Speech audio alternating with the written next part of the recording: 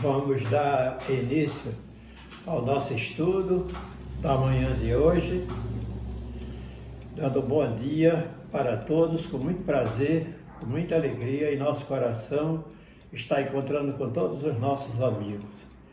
E o nosso preparo de ambiente vai ser lido uma página do livro Vinha de Luz, intitulada É a lição 89, Na Intimidade do Ser. Isso. Vós, pois, como eleitos de Deus, santos e amados, revesti-vos de entranhas de misericórdias, de benignidade, humildade, mansidão, longanimidade. São palavras de Paulo, Colossenses, capítulo 3, versículo 12. Indubitavelmente, não basta apreciar os sentimentos sublimes que o cristianismo inspira. É indispensável revestirmos deles. O apóstolo não se refere a raciocínios, fala de profundidade. O problema não é de pura celebração, é de intimidade do ser. Alguém que possua roteiro certo do caminho a seguir, entre multidões que o desconhecem, é naturalmente eleito para administrar a orientação. Detendo tão copiosa bagagem de conhecimentos acerca da eternidade, o cristão legítimo é pessoa indicada a proteger os interesses espirituais de seus irmãos na jornada evolutiva. No entanto, é preciso encarecer o testemunho, que não se limita à fraseologia brilhante. Imprescindível é que estejamos revestidos de entranhas de misericórdia para enfrentarmos com êxito os perigos crescentes do caminho. O mal, para ceder terreno, compreende apenas a linguagem do verdadeiro bem. O orgulho, a fim de renunciar aos seus propósitos infelizes, não entende senão a humildade. Sem espírito fraternal, é impossível quebrar o escuro estilete do egoísmo. É necessário dilatar sempre as reservas de sentimento superior, de modo a avançarmos vitoriosamente na senda da ascensão. Os espíritas sinceros encontrarão um luminoso estímulo nas palavras de Paulo. Alguns companheiros, por certo, observarão em nossa lembrança mero problema de fé religiosa, segundo seu modo de entender. Todavia, entre fazer psiquismo por alguns dias e solucionar questões para a vida eterna, há sempre considerável diferença. Então vamos agradecer a Deus, ao mentor da nossa casa, por essa oportunidade dessa manhã estarmos aqui reunidos, dentro dessas limitações do que foi criado, para que a gente possa atingir os corações de todos os nossos irmãos que pertencem não só à nossa casa, mas todas as casas irmãs. E assim agradecemos por toda a oportunidade, por tudo que temos, agradecemos a Deus por tudo, e que o Pai possa estar sempre conosco nesses momentos difíceis, pedindo sempre pela misericórdia de Maria Santíssima. E assim, damos início ao culto da data de hoje, com essa doce e bendita paz, graças a Deus. Graças a Deus. Nesse instante, nós estamos dando início ao nosso estudo da manhã de hoje, que está no Evangelho, no capítulo 22, 23 do Evangelho, estranha moral. Essa estranha moral é um assunto assim que muitas vezes chama atenção e se torna às vezes até polêmico, porque as pessoas não admitem que seria possível que Jesus ignorasse a própria amizade dos seus pais, da sua família. E essa estranha moral é um chamamento à atenção da época, dos costumes da época, sobre a lei do amor. E essa lei do amor, dentro das línguas antigas, era muito difícil da pessoa entender o que é que Jesus queria nos passar. Até hoje, a gente ainda está cobrando, com muita gratidão, um relacionamento mais aconchegante. E é o que Jesus queria nos trazer com toda a gratidão, era justamente colocar em primeiro lugar essa beleza divina, que era cultivar o amor. E o amor só pode ser cultivado se houver esse espírito de solidariedade, esse desprendimento, essa nobreza na nossa vida. Nesse ensinamento de Lucas, que foi um dos primeiros a tirar cópia dos pergaminhos naquela época, ele diz: como nas pegadas caminhasse grande massa, nas suas pegadas caminhava grande massa do povo, Jesus, voltando-se, disse-lhe: se alguém vem a mim e não odeia o seu pai ou a sua mãe, a sua mulher e a seus filhos e aos seus irmãos, mesmo as suas próprias vidas, não pode ser meu discípulo. Quem quer que não carregue a sua cruz e não siga, não pode ser meu discípulo. Assim, aquele que dentre vós, que não renunciar a tudo o que tem, não pode ser meu discípulo. Isso está em Lucas, no capítulo 14, versículo 25 a 27 e 33.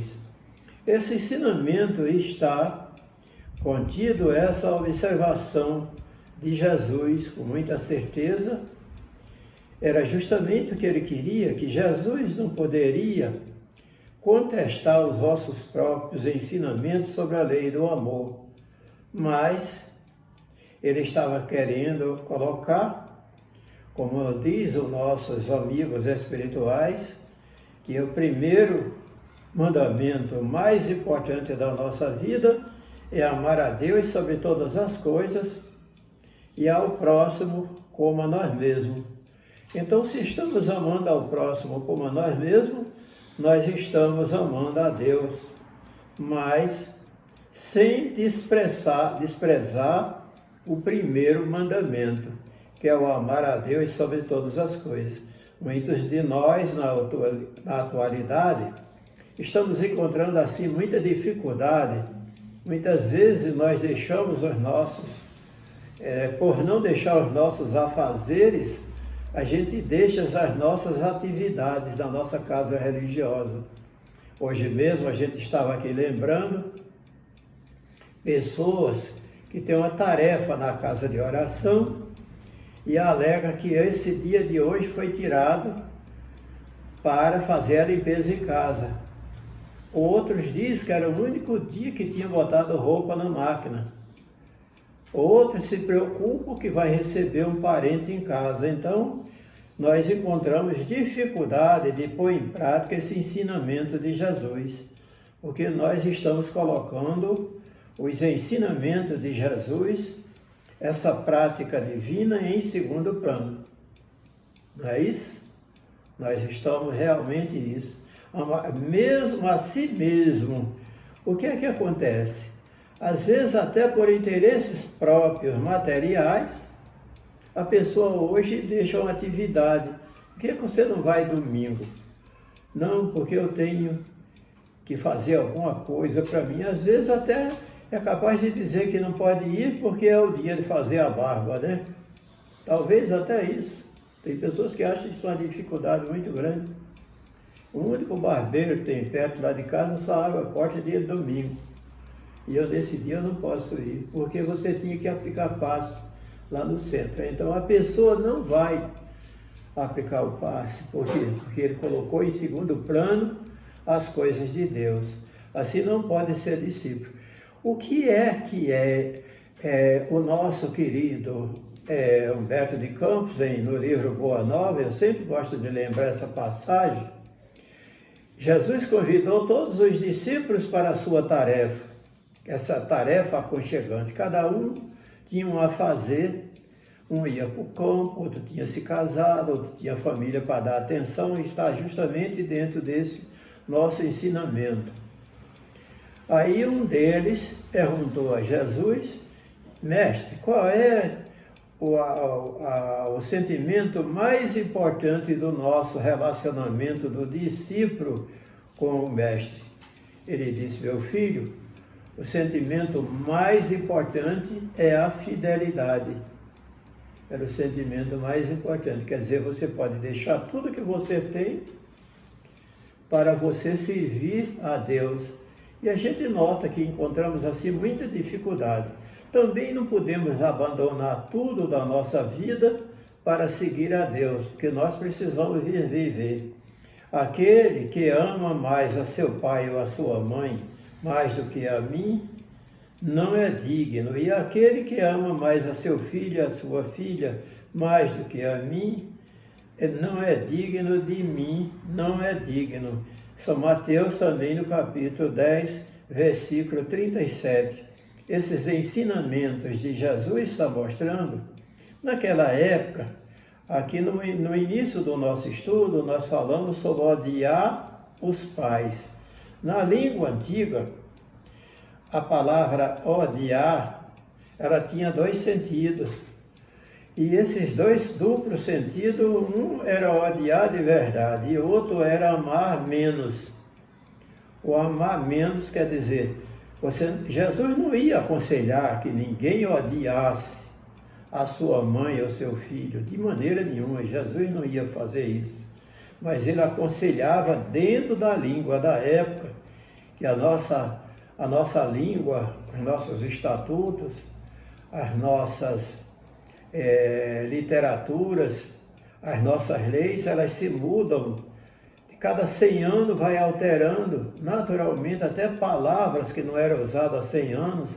Esses dias eu estava ouvindo algumas palavras que eram muito usadas no passado, tipóia.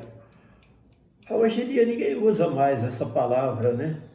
Uma tipóia. O que quer dizer isso? Tem crianças que nascem agora que nem sabem o que é isso. Vai lá no dicionário, né, para ver o que é a tipóia, né?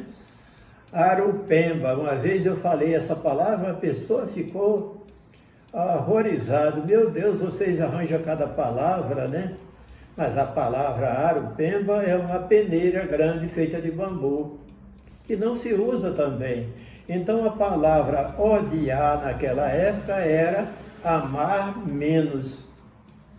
Quer dizer, se você quer mais bem a sua família, ama mais a sua família, você despreza a Deus. Quer dizer, a recomendação era essa. Certas palavras, aliás, muito raras, atribuídas ao Cristo, fazem um tom singular, contraste com o seu modo habitual de falar. Era o contraste. Instintivamente ele repele o sentido literal, sem que a sublimidade da sua doutrina sofra qualquer dano, escritas depois da sua morte. E o que foi acontecendo, até as escritas daquela época começaram a surgir no ano 53 para 57, da nossa era, que começou a surgir as primeiras cópias. Logo em seguida começou a haver totalmente sofrer modificações nessa literatura. Quando chega lá para o terceiro século, para quarto, houve uma grande mudança, né? Que começou a haver essas pesquisas ecumênicas, consideradas ecumênicas, aí começou a ser alterado. Hoje nós estamos encontrando milhares de alterações na maneira de escrever. Evangelhos foram redigidos enquanto ele vivia. Lícito é acreditar-se que nos casos como esse, o fundo do seu pensamento não foi bem expresso, porque não é menos provável o sentido primitivo. Quer dizer, não foi provado através do sentido primitivo. O nosso irmão Leon Denis tem uma obra intitulada Cristianismo e Espiritismo, que ele fala sobre essas prováveis datas que foram copiadas, feitas as primeiras cópias dos ensinamentos de Jesus. No termo odiar, nessa frase de São Lucas, se alguém vem a mim e não odiar seu pai e sua mãe, está compreendido nessa hipótese. Ninguém acudirá a atribuí-la a Jesus. Será então supérfluo discuti-la, para a gente não perder tempo, porque ainda existem pessoas que perdem o tempo discutindo essas tolices, né? Querem levar ao pé da letra. A língua hebraica era rica, continha muitas palavras com vários significados, igual a nossa hoje, né? Igual a nossa, vários significados. A gente encontra a palavra precisão, não é? De estar necessitado, né? E precisão de pontualidade, né? Chegar com o expresso inglês, né? Chegar com pontualidade, né? Com precisão. Então nós encontramos isso. Tem vários sentidos. Coito, o relacionamento sexual, coito, não é? Vai acoitar. Tem vários sentidos na nossa língua. Tal, por exemplo, é que a Gênesis designa nas frases da criação serve simultaneamente para exprimir o período qualquer de tempo, revolução diurna. Daí uma tarde, a sua tradução, o termo dia, é a crença de que o mundo foi obra de 6 vezes 24 horas, tal também a palavra com que se designava camelo. O camelo também foi muito discutido, ainda hoje é mais fácil o camelo passar no buraco da agulha do que o rico entrar no reino de Deus.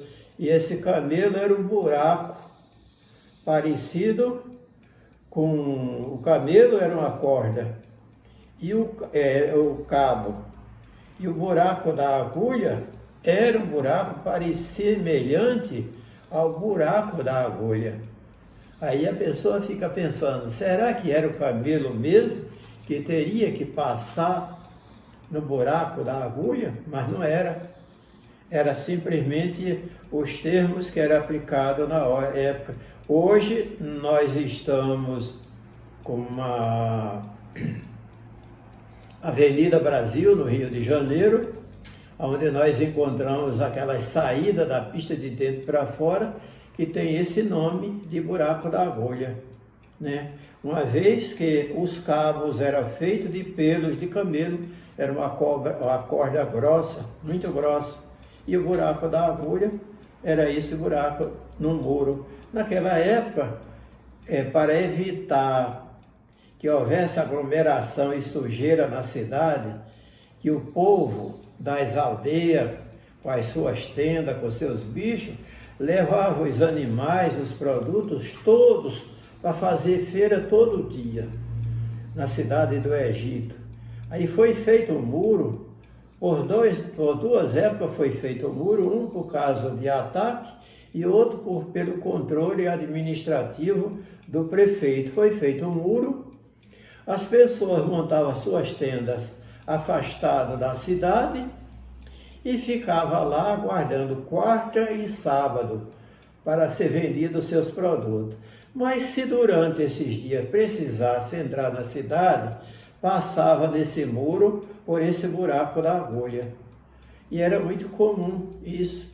Aí quando Jesus deu esse exemplo, fez essa comparação, o efeito espelho do camelo. Daí, haver traduzido o termo camelo na alegoria do buraco de uma agulha, capítulo 16 do nosso Evangelho, que nós estamos com ele em mão. Então, cumpre ao demais se atenda aos costumes e ao caráter dos povos.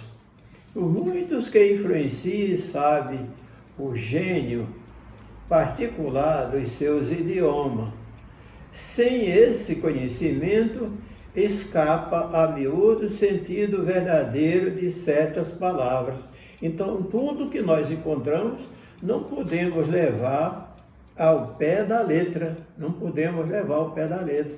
Já imaginou coisas que foram escritas na época de Moisés, como a pena de talião? Até hoje tem pessoas que acham que tem que ser posta em prática a pena de talião. Não aceita a interpretação de outra maneira, né?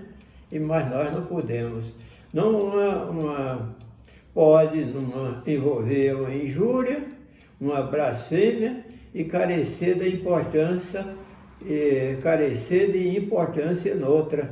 Então a gente às vezes precisa entender o sentido de cada palavra.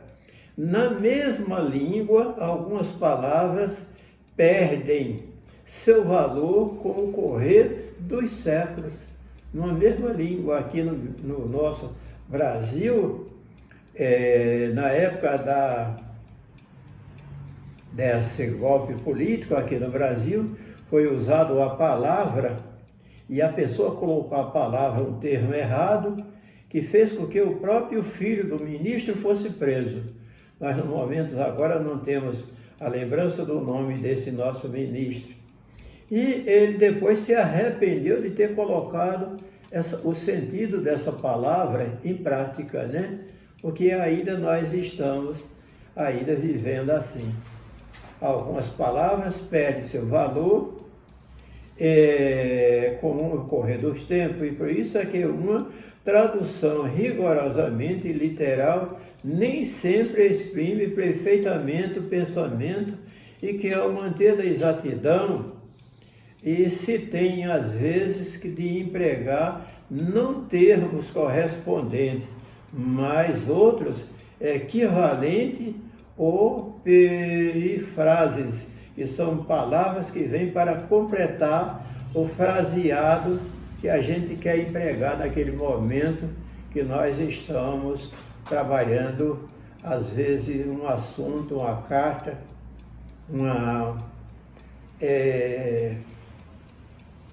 uma explicação qualquer que a gente queira dar dentro da língua passada. Nós estamos encontrando hoje muitas reformas no Evangelho, e essas reformas precisam ser bem interpretadas.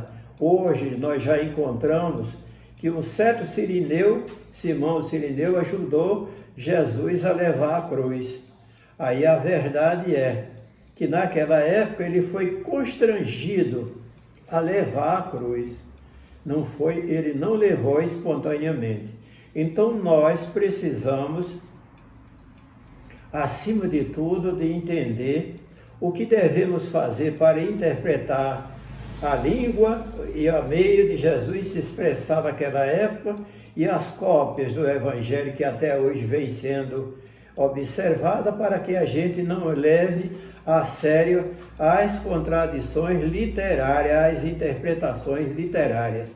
E nessa época que nós estamos, vamos fazer tudo para se desvencilhar dessas amarras, dessas algemas que nós ainda estamos presos no passado, e vamos nos aproximar de Jesus sem esses obstáculos na nossa vida.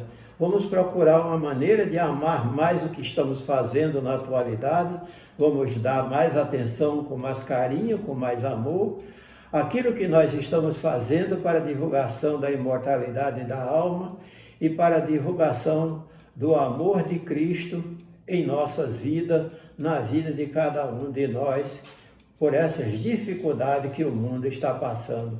Não vamos nos deter nas interpretações, vamos nos deter no sentimento, nessa fidelidade que eu lembrei, de ser fiel a Jesus, colocando em primeiro lugar todo o seu sentimento de amor na nossa vida, para que sejamos essa luz, esse amor, essa bondade. Fazer a prece. de encerramento, nós agradecemos a atenção e o carinho, e eu peço ao nosso Pai Celestial que nos ilumine, nos proteja, que tenhamos um dia cheio de muita paz, de muita luz, de muito amor no nosso coração. Estou muito grato, muita felicidade. Que Deus abençoe a todos. Muito obrigado, um abraço aconchegante em cada coração amigo. Vamos elevar nosso pensamento a Deus, a Jesus, agradecendo essa oportunidade dessa manhã, estarmos reunidos em Teu nome, Jesus, pedindo a Deus, a toda a equipe espiritual da nossa casa, que envolva todos dentro dessa paz, dessa luz. Obrigado, Jesus. Graças a Deus. Que assim seja. Que assim seja.